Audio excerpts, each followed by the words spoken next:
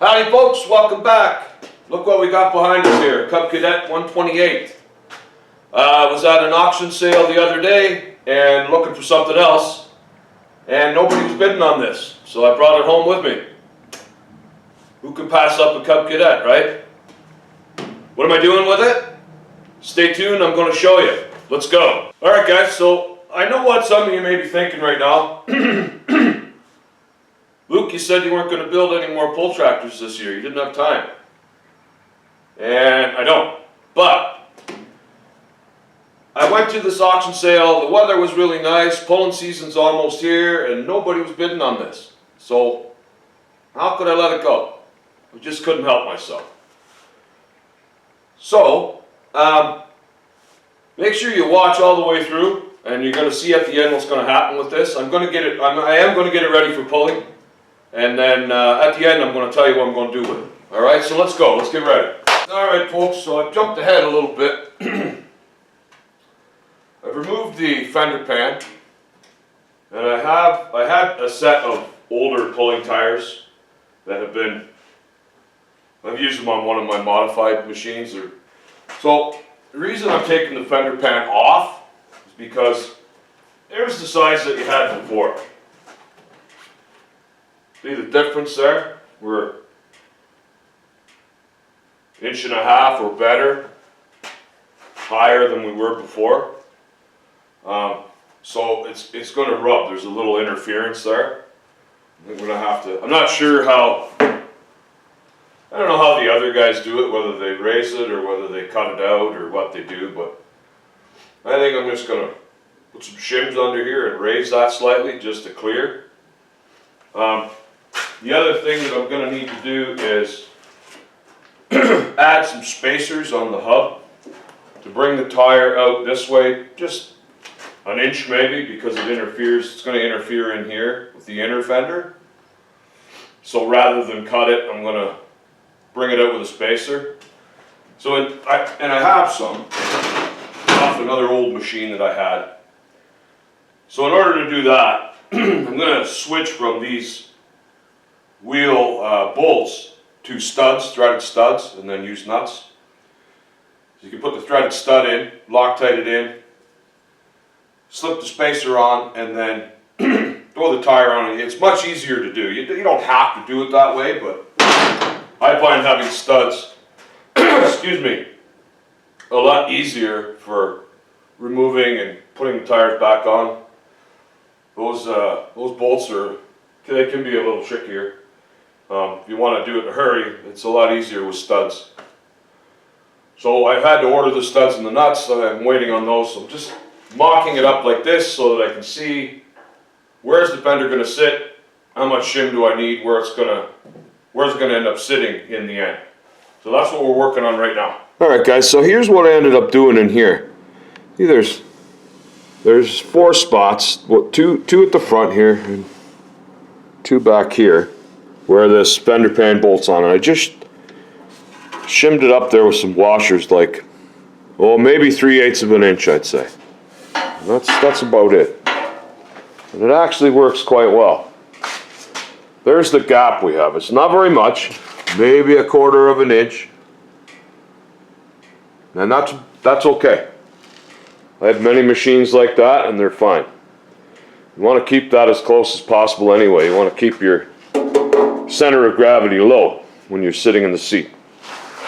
So right here, all I ended up doing, it was interfering right here.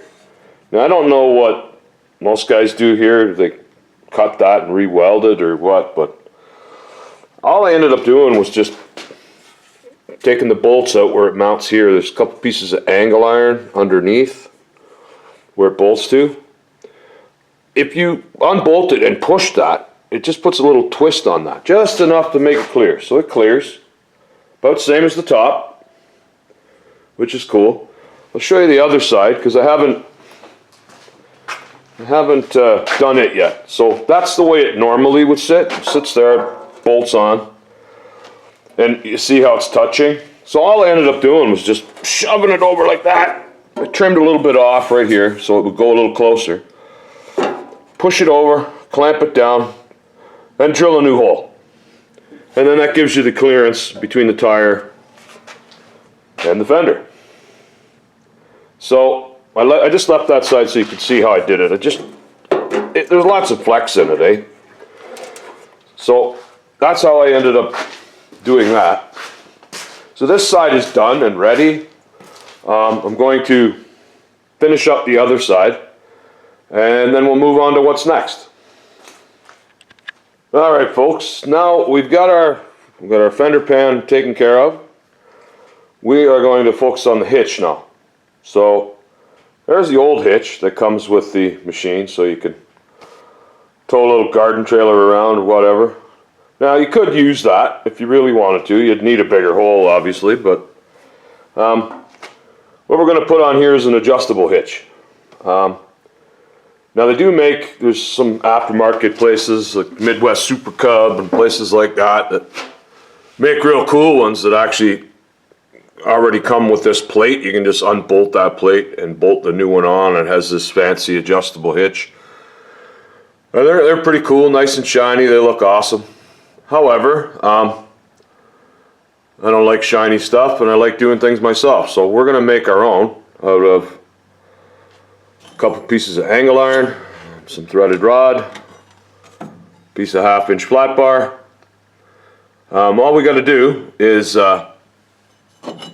basically we're going to pick up those two holes that are there, a piece of angle iron, right, bolt that on there. Then there'll be another piece bolted on right here where this one is, a couple of threaded rods, and we can make our own adjustable hitch just out of a few. Got a nice big piece of threaded rod there, just out of a few pieces of scrap. I mean, anybody can do that.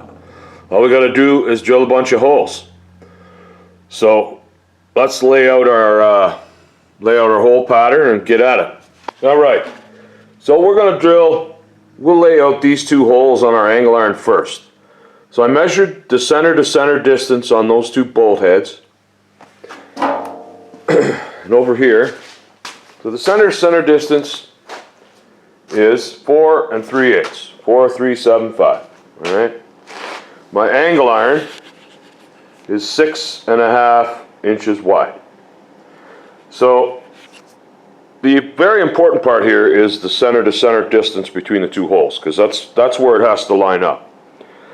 But in order to center it on this piece that's wider, so it looks like it was meant to be there. I mean, you don't have to, but looks like it was meant to be there, and it looks better. It'll work better when you get to your next piece below it. So you take 6.5, subtract the center to center distance, which is 4 3/8. That gives you 2 1/8. Okay? So you take 2 1/8, you divide it by 2, which gives you 1 1/16. Right? So you lay out 1 1/16 from the edge, which is what I did. I did it in chalk here so you can see it better. So you lay out that 1 1/16, and then I did it in the center here of the angle iron. It's 2-inch angle iron, so I went an inch up. And then what's most important is you add the center to center distance to that. So you went in 1 1/16, and from there you add the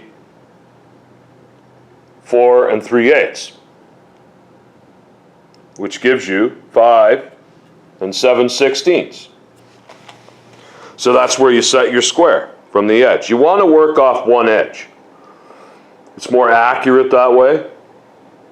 Don't measure 1 1/16 here and 1 1/16 there, because if your length is off just a little bit, that puts your hole center distance off as well. And then that'll be a problem. So always work from one edge. And that's how you do it, by doing the math, just like I did. Okay? So we've laid that out. And now we can flip it over and lay out our other holes. Alright guys, so now I flipped over the angle iron, and I've laid out the holes for our threaded rods. That's going to join the two together. Now, how I determined that, these are not as important. As long as both your angle irons have the same hole pattern, it's not as important as the other ones. And that'll come clearer to you in a minute. Now, how I determined that, I have 3/4 threaded rods, so I just kind of threw the nut there. That gives it full contact with the angle iron and the nut. That's how I determined the distance I was going to use. It really isn't all that critical as long as both pieces are the same. So I determined it that way, and I just measured in 3/4 of an inch, 3/4 of an inch, good to go. So let me drill the holes, and this may come a little clearer to you now. It's probably kind of confusing the way I'm doing this, but it'll make sense to you in a minute. Alright, so here's what it's somewhat going to look like. Hopefully all that talk I've been doing is making sense. Let's see there, I picked up the holes on the gear case cover. Same down there. And then, of course, the other rod will be in there. I haven't assembled it completely yet because I got to take that off yet. And then that'll go up and down. You put a nut on either side. You can move that up and down to adjust it. So right here, I am going to cut that out. So it'll end up being kind of like a V. I find that works a little bit better for not the chain not getting caught in the hole. Sometimes the heel of the hook will get jammed and it's hard to get out, so that's why I kind of do it that way. Anyway, I'll cut that. I'll finish cutting that out, and then I can assemble that, and you'll see the finished product. All right, guys, that's what it looks like when it's all assembled.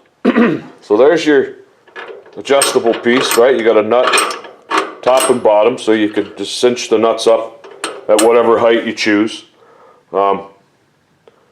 Whatever height is suitable for the track that you're running on, and that's that. So that's how I do it. It's worth noting here, the reason let me turn a little light on here. Oh, see if that helps. Yeah. The reason I do it this way, so I drilled that hole, a 3/4 inch hole, and then I cut to the hole, and cut to the hole, for two reasons.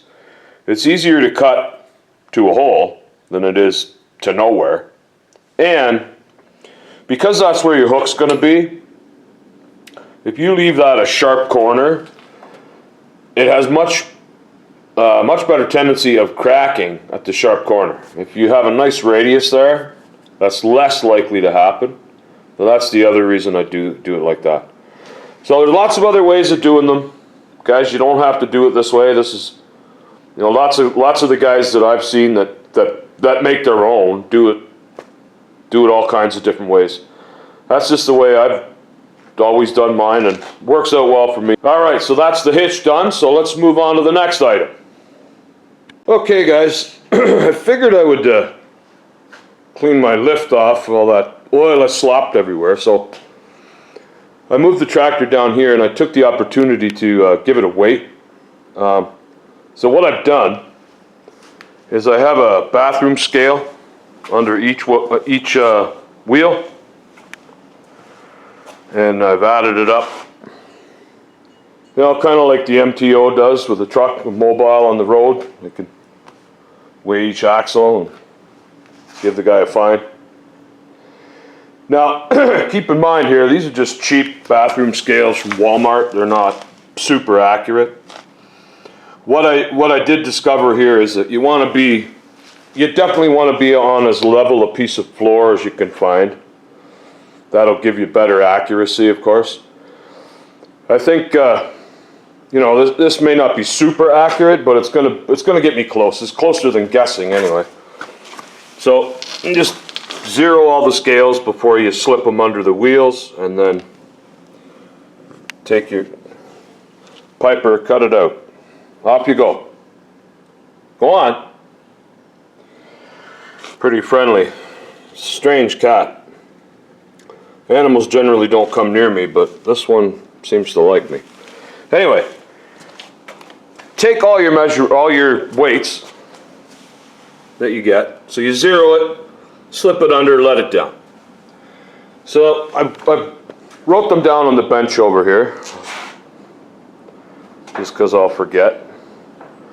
Those are all four of my measurements, and that equals 647 pounds. So I don't know, does that seem like that could be right? I'm sure that's better than just guessing. So at least now we know where we're at and we can carry on. All right, guys, there's the threaded studs I was talking about earlier. I got them yesterday, so I've installed those now. So I just screw them in and then put a lock nut. I put one on either side. It's not necessary, but in this particular case, I have enough space, so I did do that. It depends on the hub you're putting it into. So if it was a hub I made myself, I usually just screw it into a blind hole and Loctite it in and it stays put. But in this case, I put lock nuts on it anyway. And then I have this spacer here. So there's that spacer I was talking about. Now that spacer is just a hub that I cut off an old garden tractor transmission that I happen to have. Of course, I think I mentioned before, you can purchase these. You can purchase all this stuff from places like Midwest Cub and whatnot.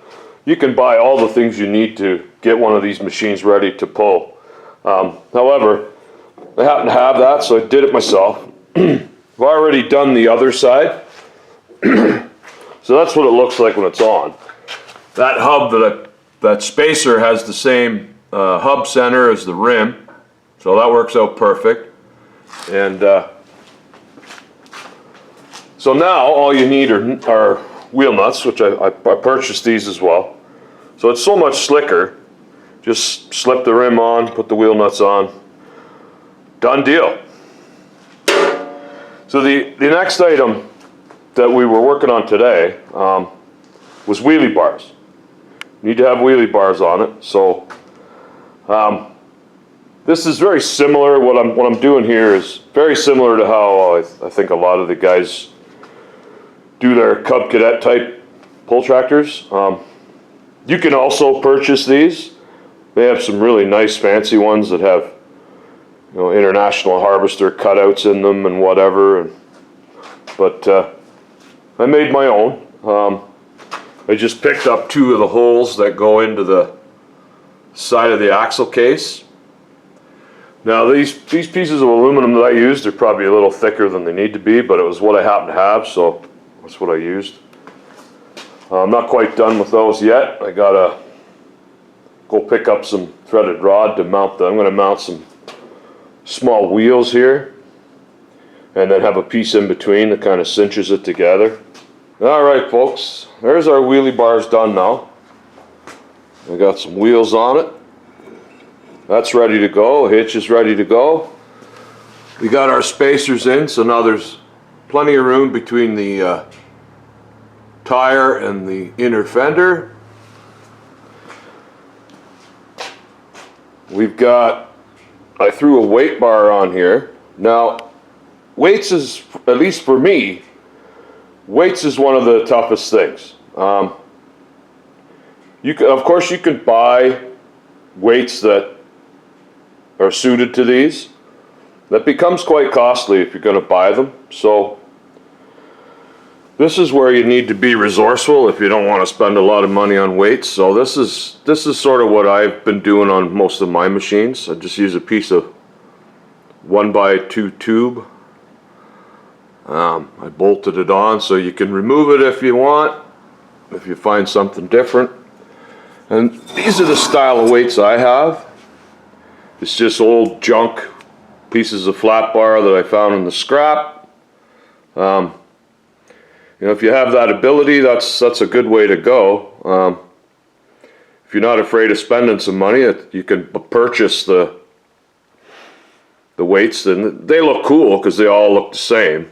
I don't worry about that so much, but anyway, this is the way I've done it.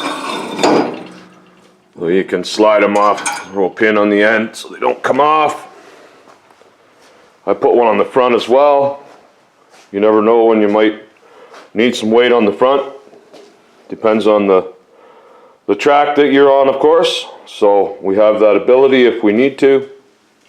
Just like so.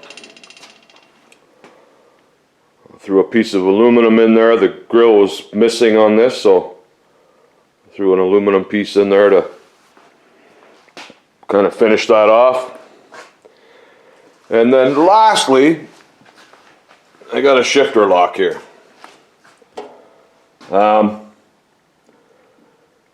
So I guess these Cub Cadet transmissions, and I think a lot of transmissions, when you're excuse me, when you're doing things that they were never meant to do, when you put them under heavy load, they have a tendency of popping out. So what most of the guys I've seen do is make up some sort of lock for the shifter. You can purchase those as well, nice fancy aluminum ones, but I made my own here. So there, it's in second gear. You can't come out. You can go up into third as well, and lock it there. It'll depend on the track, of course, whether you're in second or third gear. So we have that ability. It won't pop out on you. I personally have never used one of these pulling before, but I'm going by what I see the other guys do and talking to some of the other fellows that are more familiar with these. That's the best way to go about that, just so it doesn't, nothing worse than having a real nice pull going and having it pop out of gear on you. That would really suck. So I made one of those and threw that on, and I do believe that we are now ready to go. All right, folks, there you have it. This thing is ready to pull, and pulling season's only a couple weeks away up here. So if you've made it this far, maybe you've already guessed that this is not going to be for me. I've already got too many pull tractors. I haven't got time for it. I just couldn't let it go. I had to buy it. Now it's ready for somebody else. This machine would be perfect for a beginner or a youngster, perhaps. And that's how we're going to play it. So, before I go ahead and throw this up on Marketplace for sale for somebody, why don't you guys decide? Do you know someone who might be interested in this, or maybe you yourself? Hit me up down in the comments and tell me your story. Keeping in mind that I'm up in Canada, I'm in Ontario. I'm not shipping it to you, you're going to have to come and get it. But let me know. Let me know down in the comments. Tell me your story, and I'll send you my email address. Alright? Yeah, that's going to do it for now. We'll talk to you soon.